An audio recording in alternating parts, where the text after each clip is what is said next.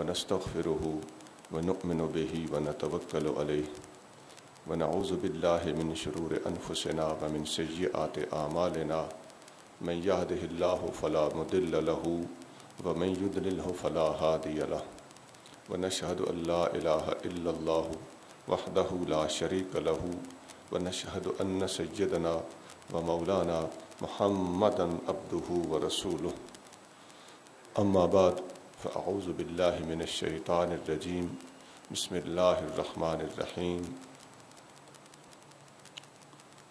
ما آتاكم الرسول فخذوه وما نهاكم عنه فانتهوا صدق الله مولانا العظيم إن الله وملائكته يصلون على النبي يا أيها الذين آمنوا صلوا عليه وسلموا تسليما اللهم صل على سيدنا ومولانا محمد وعلى آل سيدنا ومولانا محمد وبارك وسلم. معزز مکرم واجب الاحترام حضرت قبلہ علامہ ڈاکٹر عبدالقدوس صاحب اور دیگر معزز مکرم علماء کرام، بزرگوں، بھائیوں، عزیزوں، رمضان شریف کے اس مقدس و مبارک مہینے کی مناسبت سے جناب قبلہ ڈاکٹر صاحب نے فقیر کو اصلاحی موضوع پر کچھ معروضات پیش کرنے کا حکم دیا ہے. اللہ کریم جل شانہ اس مسجد، اس ادارے جامعہ، اس کے اساتذہ اور اس کی دینی کاوشوں کو ہمیشہ چار چاند لگائے رکھے اور ترقیوں سے نوازتا رہے.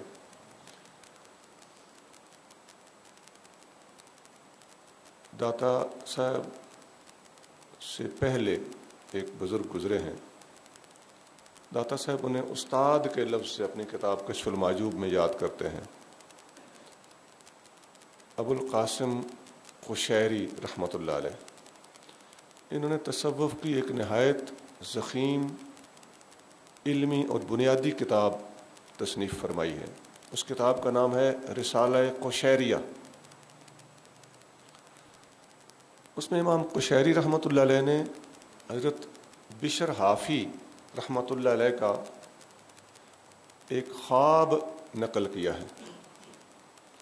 وہ فرماتے ہیں کہ بشر حافی رحمۃ اللہ علیہ نے نبی کریم رؤوف الرحیم صلی اللہ علیہ وآلہ وسلم کی خواب میں زیارت کی.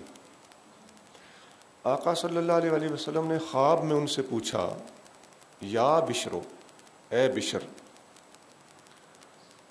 اتدری بما رفعک اللہ من بین اقرانک، کیا تم جانتے ہو کہ اللہ تعالیٰ نے تمہیں تمہارے زمانے کے لوگوں میں سب سے بلند رتبہ کس وجہ سے دیا ہے؟ وہ فرماتے ہیں قلت لا یا رسول اللہ. حضرت بشر نے عرض کیا، حضور مجھے نہیں پتا. حضور صلی اللہ علیہ وسلم نے فرمایا، باتباعک لسنتی وخدمتک للصالحین ونصیحتک لاخوانک ومحبتک لاصحابی واہل بیتی. چار چیزیں حضور نے سنائیں. فرمایا تجھے یہ بلند رتبہ اس لیے ملا ہے، نمبر ایک، میری سنت کی اتباع کرنے کی وجہ سے. نمبر دو، نیک لوگوں کی اور صالحین کی خدمت کرنے کی وجہ سے. نمبر تین، اپنے دوستوں کو، اپنے بھائیوں کو نصیحت کرنے کی وجہ سے. اور نمبر چار، میرے صحابہ اور میرے اہل بیت سے محبت کرنے کی وجہ سے. عزیزان گرامی، یہ جو میں نے آپ کو چار چیزیں سنائی ہیں، اگر یہی چیزیں ہم بغیر کسی تشریح کے نوٹ کر کے یہاں سے اٹھ کے چلے جائیں، میرا یہ خطاب میں اللہ کے در سے امید رکھتا ہوں کہ ہمیں اپنی اصلاح کرنے کے لیے کافی وافی شافی ہے. ان چار چیزوں کی بنیادی اہمیت کے پیش نظر میں پھر دہرا دیتا ہوں. نمبر ایک، میری سنت کی پیروی کرنے کی وجہ سے تجھے یہ بلند رتبہ ملا ہے. نمبر دو، نیک لوگوں کی خدمت کرنے کی وجہ سے یہ بلند رتبہ ملا ہے. نمبر 3 اپنے دوستوں اور اپنے بھائیوں کو اور اپنے مریدوں کو نصیحت کرنے کی وجہ سے یہ رتبہ ملا ہے، اور نمبر 4 میرے صحابہ اکرام اور میرے اہل بیت اطہار سے محبت کرنے کی وجہ سے یہ رتبہ ملا ہے۔ ان چاروں چیزوں پر میں مختصراً کچھ گزارشات پیش کرتا ہوں۔ اب بوجھیے، فرمائیے، پہلی چیز کیا تھی؟ اتباع سنت۔ اس کو نبی کریم صلی اللہ علیہ وآلہ وسلم نے سب سے پہلے نمبر پر بیان فرمایا۔ اس کے بغیر باقی کسی چیز کی کوئی ویلیو نہیں رہتی۔ جب تک کوئی درویش، کوئی ولی، کوئی صالح آدمی متبع سنت نہیں ہوتا، وہ خود نیک لوگوں میں شامل نہیں ہے، اور اپنے زمانے کے لوگوں میں اس کو بلند رتبہ مل جانا، یہ تو اور بڑی بات ہے اور بڑی دور کی بات۔ سنت کا اتباع ایسی چیز ہے کہ اللہ کے ولی، درویش لوگ، طریقت والے لوگ جب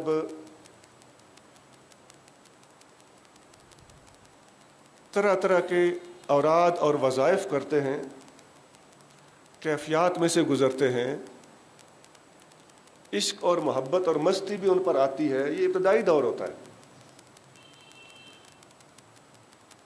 محبت جب اپنا عروج پکڑتی ہے، اس وقت طریقت کے طالبوں سے شریعت کے مطابق بھی باتیں صادر ہوتی ہیں، اور کچھ بے احتیاطیاں بھی ان سے صادر ہوتی ہیں۔ وہ کسی حد تک غالی بھی ہو جاتے ہیں۔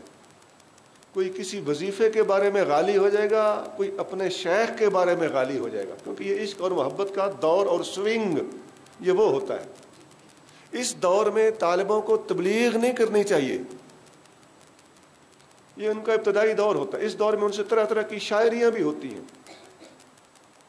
اس دور میں وہ اپنے آپ کو صوفی سمجھتے ہوئے صوفیانہ کلام بھی لکھتے ہیں، اور بعد میں ایسے کلاموں پر بعض لوگوں کو پچھتانا بھی پڑتا ہے کہ یہ میں نے کیا مار دیا تھا۔ تو اس دور میں طرح طرح کی حرکات اس قسم کی ہو جاتی ہیں جو قابل اتباع نہیں ہوتی، یہ وقتی چیزیں ہوتی ہیں۔ پھر جب وہ اس سے بھی آگے بڑھتا ہے تو اس پر ایک دور فنائیت کا آتا ہے۔ فنائیت کا دور وہ پہلے دور سے بھی زیادہ خوفناک اور خطرناک ہوتا ہے۔ اس میں اور زیادہ احتیاط کی ضرورت ہوتی ہے۔ فنائیت والا ہر طرف جب ایک ہی ذات کو جلوہ گر دیکھتا ہے تو اللہ کرے وہ اس وقت زبان نہ کھولے، طرح طرح کے شطحیات اس وقت منہ سے نکلتے ہیں۔ اور یہ دور بھی ایک وقتی دور ہوتا ہے، یہ حرف آخر نہیں ہوتا۔ اس دور میں تبلیغ کرنے والے لوگ کبھی کہیں گے کہ سب انسان برابر ہیں، میرا مذہبی انسانیت ہے۔ کبھی وہ مذاہب کے درمیان اتحاد کی باتیں چھیڑ کے بیٹھ جائیں گے، کبھی وہ اس طرح کی باتیں کریں گے کہ جہاں سے اچھی چیز ملتی ہے لے لو، کبھی وہ کہیں گے کہ یہ علماء کے پاس ہے ہی کیا، اہل علم کو وہ ملا کہیں گے۔ ہم نے یہ دور اور اس دور کے لوگوں کو اچھی طرح سال ہا سال بلکہ درجنوں سال ان میں رہے ہیں، ان کو آزمایا ہے، ان کو پرکھا ہے، ان کو ٹھکورا ہے۔ اس سے آگے بھی کچھ ہے جو ہم عرض نہیں کر سکتے۔ یعنی مقصد یہ ہے کہ ان لوگوں کے یہ حرکات اور یہ ان کی مجبوریاں اور مجبوری کی نادانیاں یہ ہم سے الحمدللہ ہرگز مخفی نہیں ہے۔ یہ لوگ اپنے دور میں اس کیفیت کے اندر اپنے آپ کو سب سے بلند و بالا اور شریعت پر چلنے والوں کو نادان، بے وقوف اور بے خبر سمجھتے ہیں۔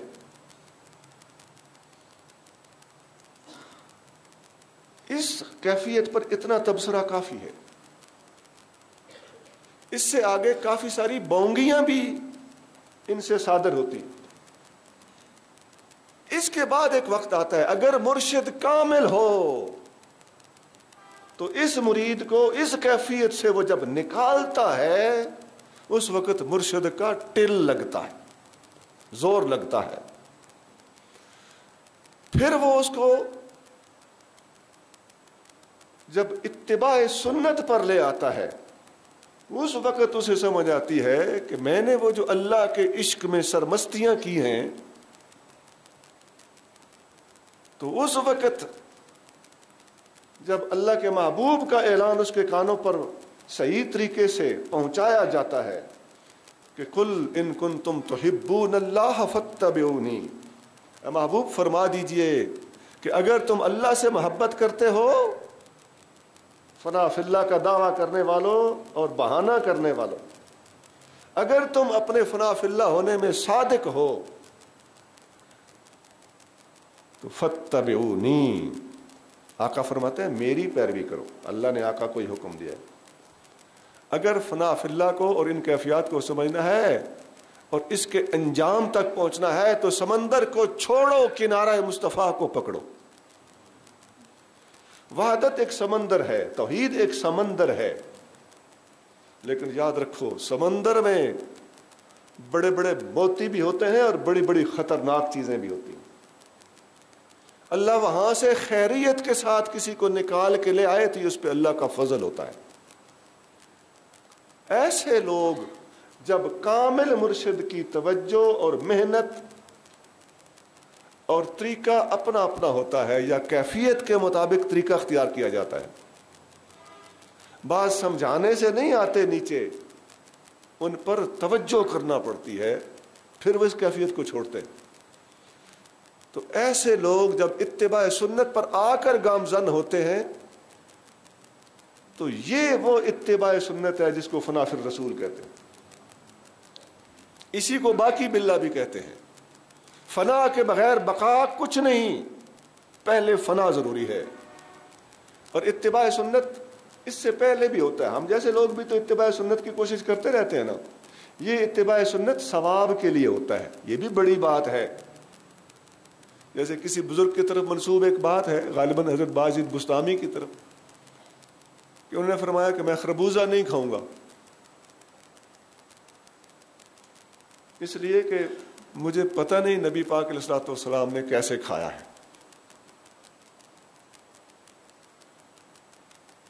ہمارے ہاں ہم جیسے لوگ جب سنت کا اتباع کرتے ہیں تو ہمارا جملہ یہ ہوتا ہے کہ ہم نے کھانا تو ویسے بھی کھانا ہے, کیوں نہ سنت کے مطابق کھا لیں. یہ ہم جیسوں کا طریقہ ہے. لیکن کاملین کا طریقہ جو ان کیفیات سے گزرنے کے بعد اتباع سنت کرتے ہیں, ان کا طریقہ یہ نہیں ہوتا. ان کا طریقہ یہ ہوتا ہے کہ ویسے تو میں نے کھانا ہی نہیں ہے, میں نے کھانا ہی اس لیے ہے کہ میرے حضور نے کھایا ہے. وہ دو باتوں میں زمین آسمان کا فرق ہے. میں نے ویسے تو نکاح کرنا ہی نہیں, کرنا ہی اس لیے ہے کہ میرے حضور نے نکاح فرمایا ہے. اس وقت اتباع سنت کا لطف آتا ہے. یہ سر سے پاؤں تک, ایک ہوتا ہے اتباع سنت, ایک ہوتا ہے سر سے پاؤں تک سراپا سنت بن جانا. اتباع سنت کا مزہ یہاں ہوتا ہے. یہ جو قدم اٹھائے گا عین سنت کے مطابق ہوگا. عزیزان گرامی, نبی کریم صلی اللہ علیہ وسلم کے طریقے کو چھوڑ کر ولایت اور کمال کا دعویٰ کرنے والا نبی پاک کی امت کو دھوکہ دے رہا ہے. حتیٰ کہ تہجد کی نماز تک صوفی کامل سے نہیں چھوٹ سکتی, خواہ 2 نفل ہی صحیح, تہجد نہیں چھوڑے گا. ملا علی قاری علیہ رحمت لکھتے ہیں لیس من الکاملین من لا یقوم اللیل, جو رات کو قیام نہیں کرتا وہ کاملوں میں سے نہیں ہے.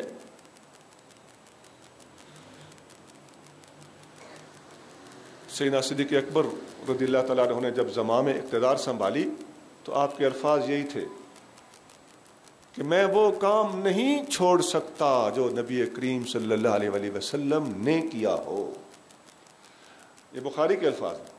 حضرت اسامہ بن زید کے لشکر کو آپ نے 1000 خطرات کے باوجود روانہ کر دیا تھا. کیوں؟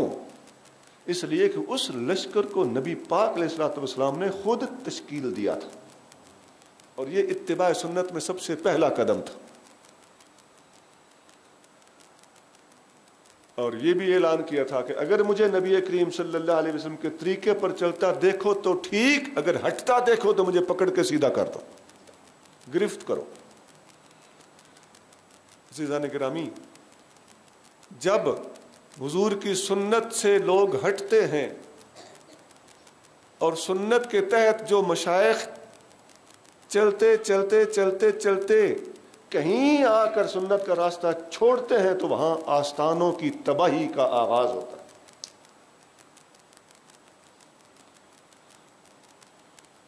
میں ڈائلاگ نہیں بول رہا،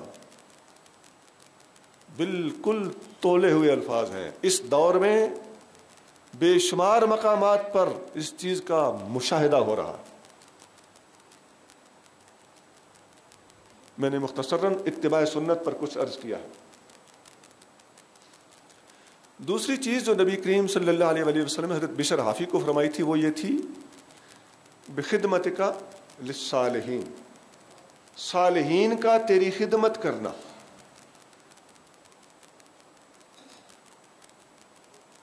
اتباع سنت کے بعد صوفی کے لیے سب سے بڑی چیز واقعی خدمت ہے.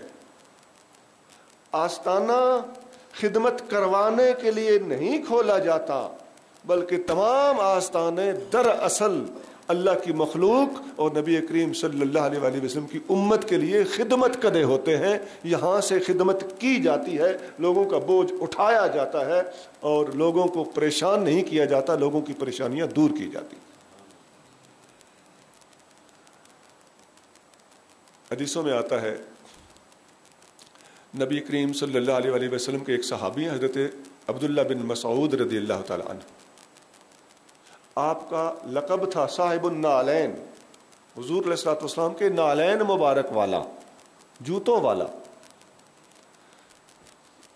ان کا یہ لقب کیوں پڑا؟ یہ حضور علیہ الصلوۃ والسلام کے ساتھ سفر میں بھی رہے، حضر میں بھی رہے، ہر وقت ساتھ رہتے تھے.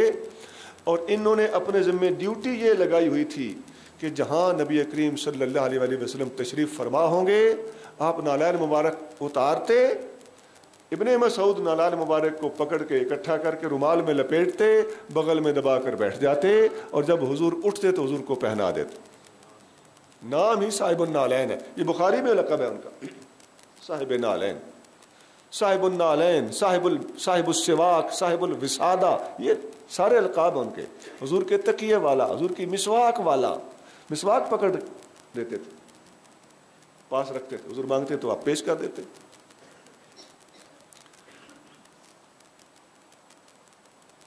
حضرت انس بن مالک رضی اللہ تعالیٰ عنہ کا لقب ہے خادم الرسول. یہ لقب ہی خادم الرسول. اور ان کے سوتیلے والد حضرت ابو طلحہ رضی اللہ تعالیٰ اور ان کی والدہ سیدہ ام سلیم رضی اللہ تعالیٰ عنہ، یہ جب نبی کریم صلی اللہ علیہ وسلم مکہ شریف سے مدینہ منورہ ہجرت کر کے پہنچے تو یہ دونوں میاں بیوی اپنے اس بیٹے کو، ماں کا سگا بیٹا اور والد کا سوتیلا، ان کے والد صاحب فوت ہو چکے تھے، یہ لے کر حضور کی خدمت میں حاضر ہوئے. حضور یہ بچہ بڑا تابع دار، ذہین، بات کو سمجھتا ہے. 10 سال عمر تھی. اس کو قبول فرمائے، جب تک آپ مدینہ میں ہوں یہ آپ کا خادم رہے. حضور علیہ السلام کو قبول فرمایا اور 10 ہی سال حضور کا قیام ہے مدینہ میں. اس کے بعد آپ کا وصال با اور ملال ہوا تو یہ 10 سال حضور کے پاس رہے. مسلسل خدمت کرنے کی وجہ سے ان کا لقب ہے خادم الرسول. اور جو خدمت کرتا ہے وہ مخدوم بھی بنتا ہے. بخاری میں حدیث ہے کہ یہ وہ صحابی ہیں جن کی رہائش گاہ کا نام زاویہ ہے. یہ واحد صحابی ہیں جن کی رہائش گاہ زاویہ ہے. زاویہ کا معنی ہوتا ہے آستانہ، آستانے کی عربی زاویہ ہے. تو یہ خدمت کی تو زاویے والے بنے. اور یہ وہ صحابی ہیں کہ حضرت حسن بصری رضی اللہ تعالی عنہ ان سے 60 سال پڑھتے رہے، معمولی عرصہ نہیں ہے. اور آپ آخری عمر میں فرماتے تھے، آپ کے پاس جو مسئلہ پوچھنے آتا یا علم سیکھنے آتا تو آپ فرماتے تھے میں اب ضعیف العمر ہو گیا ہوں، میں نے حسن بصری کو بہت کچھ سکھا دیا، اس کے پاس جاؤ. تو حضرت حسن بصری کو بے شمار صحابہ کی زیارتیں، ملاقاتیں، حصول علم بلکہ مسلسل رابطہ تک حاصل ہے. اسی طرح حضرت جریر بن عبداللہ ایک صحابی ہیں. حضرت انس بن مالک جو خادم الرسول ہیں یہ فرماتے ہیں کہ جریر بن عبداللہ میرے ساتھ رہے تو جریر بن عبداللہ زبردستی میری خدمت کرتے تھے، حالانکہ عمر میں میرے باپ سے بھی بڑے تھے، عمر میں مجھ سے بڑے تھے لیکن خدمت میری کرتے تھے. صوفیان عزیزان گرامی ہمیشہ خدمت کو اللہ کی بارگاہ میں مقبولیت کا سورس اور ذریعہ بنایا. خدمت بڑی چیز ہے. کبھی ہم یہ نہ سوچیں کہ میں پیر ہوں یا میں خلیفہ ہوں میں خدمت کروں. جوتے تک سیدھے کرنے سے گریز نہ کیا جائے اگر کوئی بندہ اس کا اہل. ہاں انزل الناس منازلہم، فرق رکھا جائے، لیکن گر کر اور جھک کر اور خدمت سے ہی جس نے پائی ہے سو پائی. سیدنا صدیق اکبر رضی اللہ تعالیٰ عنہ کا بڑا مقام ہے، لیکن نبی کریم صلی اللہ علیہ وآلہ وسلم فرماتے ہیں وَوَاسَانِي بِنَفْسِهِ وَمَالِهِ، ابو بکر نے میری خدمت کی ہے جان لڑا کے بھی اور مال لٹا کے بھی. بخاری کے الفاظ. تو خدمت یہی ہوتی ہے یا جان یا مال. تو جان میں بھی سب سے آگے، مال میں بھی سب سے آگے. بلکہ الفاظ ایک اور حدیث کی ان امن الناس علی بنفسہ ومالہ ابو بکر، میرے اوپر سب سے زیادہ من احسان، ہم ترجمہ ادباً خدمت کرتے ہیں، حضور نے لفظ احسان بولا ہے.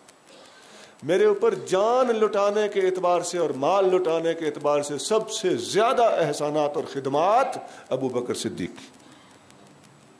یہ خدمت کے صلے ہیں. میں نے حضرت میر عبد الواحد بلگرامی رحمۃ اللہ علیہ کی کتاب سبع سنابل میں پڑھا ہے.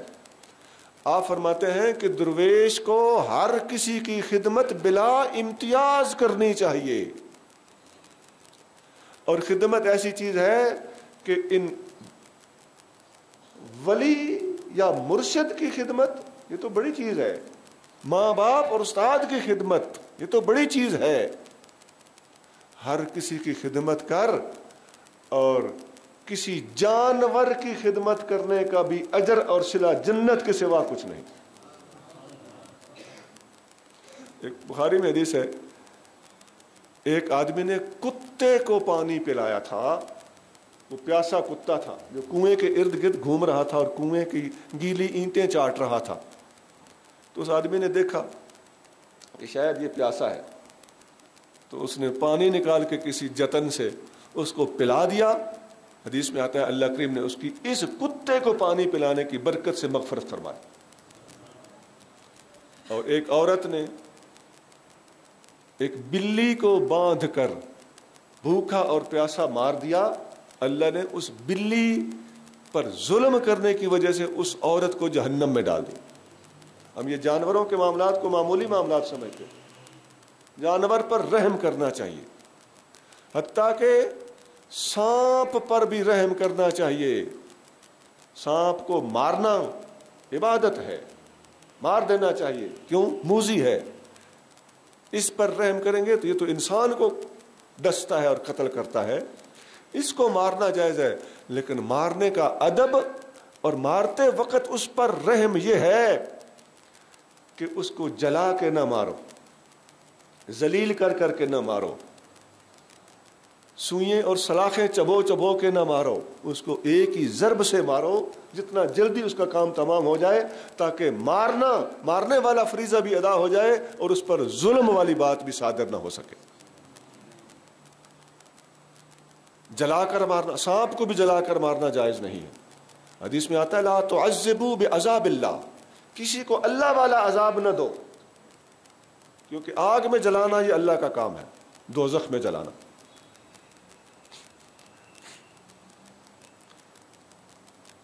ایک گروپ تھا جو سیدنا علی المرتضیٰ رضی اللہ تعالیٰ عنہ کے بارے میں بڑا غلو کرتا تھا، انتہا پسند تھا۔ آپ نے انہیں زندہ جلا دیا۔ سیدنا عبداللہ بن عباس رضی اللہ تعالیٰ عنہ نے عرض کیا کہ اگر میں ہوتا تو میں ان کو زندہ نہ جلاتا، ویسے قتل کر دیتا۔ کیوں؟ اس لیے کہ حضور نے فرمایا ہے کہ اللہ کا عذاب کسی کو مت دو۔ سیدنا علی المرتضیٰ تک یہ بات پہنچی تو آپ خوش ہوئے اور آپ نے فرمایا یہ ٹھیک کہتے۔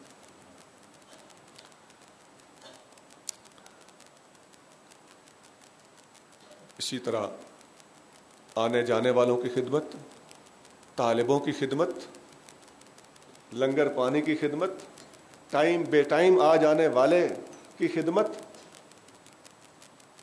ہمیں بھی تھوڑا عقل ہونی چاہیے کہ کسی کے ہاں جائیں تو رات کے 1 بجے نہ جا دھمکیں، ٹائم پہ پہنچیں، اور اگر بے ٹائم پہنچیں تو صرف بستر مل جائے تو بڑی بات ہے، کھانا ڈیمانڈ نہ کریں۔ لیکن جہاں تک ہو سکے میزبان اپنے آنے والے مہمان کا احترام کرے۔ حدیث شریف میں آتا ہے من کان یؤمن باللہ والیوم الآخر فلیکرم ضیفہ، جو اللہ پر اور آخرت پر ایمان رکھتا ہے وہ اپنے مہمان کا احترام کرے۔ اکثر ہم نے دیکھا ہے کہ بڑے بڑے فقیر ہوتے ہیں، ان کے لطائف جاری ہیں ذکر کی کثرت سے، کشف قبور ہو رہا ہے، مراقبے ہو رہے ہیں، لیکن ہم نے یہ دیکھا ہے، مشاہدے میں چیز آئی ہے کہ ایسے لوگوں میں بہت سی تعداد ایسی ہے جن کا اخلاق اچھا نہیں ہے۔ وہ اپنے دوستوں، اپنے ہی علماء آج ملے ہیں، دوستی ہے، ادھر جا کے گلا۔ یہ درویش کا کام نہیں ہے۔ درویش کا کام ہے کسی سے کچھ شکوہ ہوا بھی ہے تو اس پر پردہ ڈال دے، کسی کے سے غلطی صادر ہوئی ہے تو اسے حکم ہے کہ غلطیوں کو اچھالنے کے بجائے غلطیوں پہ پردے ڈالے۔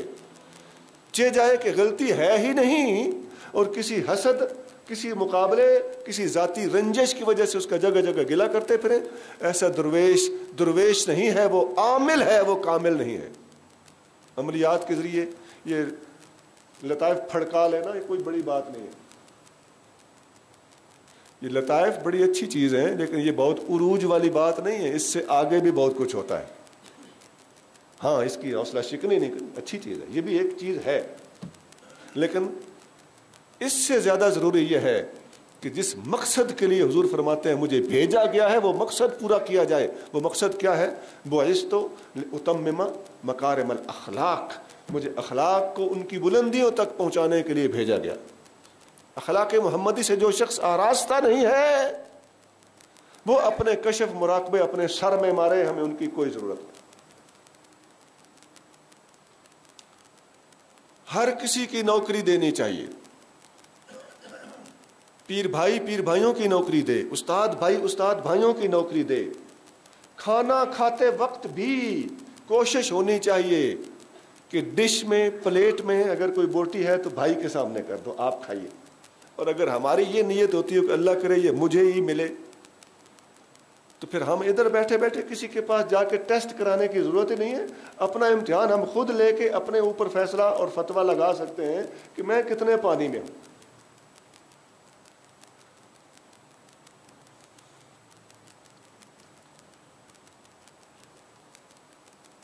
جس درویش، فقیر یا عالم کے گھر خدمت گزار بیوی ہے، دنیا کی عظیم ترین نعمتوں میں سے یہ ہے کہ کسی انسان کو خدمت گزار بیوی اللہ تعالیٰ فراہم فرما دے۔ جامع ترمذی میں ایک حدیث ہے، قرآن شریف کی آیت ہے نا، ربنا آتنا فی الدنیا حسنۃ وفی الآخرۃ حسنۃ وقنا عذاب النار. تو دنیا میں اللہ ہمیں حسنت عطا فرما، آخرت میں بھی حسنہ بھلائی عطا فرما. حضور فرماتے ہیں دنیا کی بھلائی سے مراد نیک بیوی ہے اور آخرت کی بھلائی سے مراد جنت. مہمان نواز بیوی انسان کی دنیا کے اندر عزت ہے، اور جس عورت کو مہمان دیکھتے ہی تپ چڑھ جائے وہ ایسی عورت اپنے شوہر کے لیے ایک دنیا کا عذاب ہے. خوش نصیب ہیں اور لائق مبارک ہیں وہ دوست جن کی بیوی خدمت گزار ہے. ایسی بیوی میں اگر کوئی غلطی کمزوری ہو بھی جائے اس سے، تو ایسی بیوی کو برداشت کرنا آپ کے لیے بہت ضروری ہے اور آپ کی بہت بڑی عبادت ہوگی ایسی بیوی کو برداشت کرنا. دو باتیں ہو گئیں. مجھے گھڑی نظر نہیں آ رہی ہے، یہ ہے. اچھا، تیسری چیز ہے اپنے ساتھیوں کو چنگی ماڑی بتانا. وَنَصِیحَتَکَ لِإِخْوَانِکَ، اپنے بھائیوں کو اچھی ماڑی دسنا بتانا. عزیزان گرامی، پیر وہ نہیں جو مریدوں کو راضی کرتا رہے. پیر وہ ہے، استاد وہ ہے جو اپنے مریدوں کو یا اپنے شاگردوں کو غلطی کرتا ہوا دیکھے تو جتنی بڑی غلطی کی ہو اسی قدر سختی سے ٹوکے. یہ چھوٹی چھوٹی غلطیاں، مباحات اور مستحبات پر چیخ چہاڑا مچانے کی تو ضرورت نہیں ہے، یہ درگزر کرنا چاہیے. ان کے بارے میں حدیث میں بھی آتا ہے، حضرت انس بن مالک ہی فرماتے ہیں کہ حضور نے مجھے 10 سال میں ان باتوں پہ نہیں ٹوکا، لیکن اگر شدید غلطی ہو تو ذمہ دار پیر اور ذمہ دار استاد وہ ہے جو اپنے شاگرد کو اور اپنے مرید کو منہ پہ ٹوک دے، اور اگر قابل سزا ہے تو اسے سزا دے. اور اولاد کے لیے بھی حدیث میں آتا ہے کہ رحم اللہ عبدا علق صوتہ وادب اہلہ، اللہ تعالیٰ رحمت کرے اس بندے پر جس نے اپنا سوٹا لٹکا کے رکھا اور اپنے گھر والوں کو ادب سکھایا. اچھی بری بتانا چاہیے، اور ہر وقت کامل کا تو کام ہے ہر وقت اسی چکر میں رہے. نظر رکھے مریدوں پہ، نظر رکھے اپنی اولاد پہ، نظر رکھے آنے جانے والے پہ. جہاں ٹوکنا بنتا ہے وہاں ضرور ٹوکے. اور یہ جو چاپلوسیاں ہیں، داتا صاحب فرماتے ہیں سارے پیروں پر لازم ہے کہ اپنے مریدوں کو 3 باتیں ضرور سکھائیں. کشف المحجوب کے شروع میں ہی ہے کتاب العلم کے اندر. 3 لوگوں سے بچو، داتا صاحب فرماتے ہیں مریدوں کو یہ بات بتاؤ، 3 لوگوں سے بچنا ہے: غافل علماء، جاہل صوفیاء، اور چاپلوسی کرنے والے فقراء. فقیر چاپلوس نہیں ہوتا، M N A M P O کو اپنی صدارتوں میں نہیں بلاتا، اور جب کہیں غلطی دیکھتا ہے تو ٹوک دیتا ہے. اس میں فقیر میں، درویش میں یہ جرت ہونی چاہیے کہ غلط بات پہ بول جائے. اور جو حضور نے فرمایا نا ان کو کہ تیرے بھائیوں کو نصیحت کرنا، نصیحت کا لِإِخْوَانِکَ، اس میں اشارہ ادھر ہے کہ پیر اپنے مریدوں کو اپنے پیر بھائی سمجھے، اپنے بھائی سمجھے. مرید اسے مرشد سمجھے، اپنا باپ سمجھے، لیکن پیر اپنے مریدوں کو اپنے نوکر غلام اور مرید یہ نہ سمجھے، ان کو اپنے بھائی سمجھے. میں نے گھڑی دیکھ کے شارٹ کر دیا ہے، آخری بات کی طرف منتقل ہو رہا ہوں. چوتھی چیز حضور نے ان کو بتائی تھی وَمَحَبَّتِكَ لِأَصْحَابِي وَأَهْلِ بَيْتِي، تیری ترقی کی وجہ، چوتھی وجہ میرے صحابہ اور میرے اہل بیت سے محبت کرنا ہے. ان میں الفاظ پہ ذرا غور کریں. پہلے لفظ صحابہ بولا کیونکہ صحابہ کے اندر آگے اہل بیت نبی بولا جائے تو اہل بیت صحابہ میں آ جاتے ہیں. نمبر 2، صحابہ میں ایسی ہستیاں بھی ہیں جو انبیاء کے بعد سب سے افضل ہیں، صدیق اکبر، فاروق اعظم، عثمان غنی، مولا مرتضیٰ. اس لیے اصحاب کے لفظ کو اوپر رکھا. اور پھر اہل بیتی، اور میرے اہل بیت سے بھی محبت کرے. اس میں ہمیں یہ سبق ملتا ہے خاص طور سے اس دور میں کہ ہم صحابہ کی محبت اور اہل بیت کی محبت کی بات کرتے وقت تفریق نہ کیا کریں. یہ حب ابی بکر پر محفلیں رکھ دی جائیں اور حب علی پر نہ رکھی جائیں، حب علی پر محفلیں رکھ دی جائیں، حب ابو بکر اور حب عمر پر محفلیں نہ رکھی جائیں. یہ دوغلا طریقہ ہے نبی کریم صلی اللہ علیہ وآلہ وسلم کا، صوفیاء کا، بشر حافی کا، امام کشیری کا. ان کا یہ راستہ اور طریقہ نہیں ہے. محبت کی اس تفریق اور اس تقسیم میں اس دور میں اچھی خاصی ہی مشکل کھڑی کی ہوئی. اور اعتدال کا راستہ یہ ہے، صاف سینے والا عقیدہ اور بندہ وہ ہے جو صحابہ اور اہل بیت سے اکٹھی محبت رکھے اور ان کی محبتوں میں بے جا تفریق اور تقسیم نہ کرے، ایک ہی محبت کا ڈنڈورا پیٹے اور دوسری طرف کی محبتوں کا نام نہ لینے دے، بلکہ کوئی نام کرے تو گرم ہو جائے. یہ طریقہ کار صوفیاء کا طریقہ نہیں. آخر میں یہ چیز میں دہرا دیتا ہوں، پورے 25 منٹ چند سیکنڈ رہ گئے ہیں. حضور نے خواب میں حضرت بشر حافی سے فرمایا کہ تجھے تیرے زمانے میں اللہ نے ترقی 4 وجہ سے دی ہے. نمبر 1 میری سنت کا اتباع کرنے کی وجہ سے، نمبر 2 اللہ والوں کی خدمت کرنے کی وجہ سے، نمبر 3 اپنے دوستوں اور مریدوں کو نصیحت کرتے رہنے کی وجہ سے، اور نمبر 4 میرے صحابہ اور میرے اہل بیت سے محبت کرنے کی وجہ سے. اللہ کریم مجھے اور آپ کو عمل کی توفیق عطا فرمائے اور اس ادارے کو اللہ کریم ترقیاں عطا فرمائے، ڈاکٹر صاحب کے درجات کو بلند فرمائے اور ان کے دینی خدمت کے راستے میں آنے والی مشکلات کو اللہ کریم دور فرمائے. وآخر دعوانا ان الحمد للہ رب العالمین.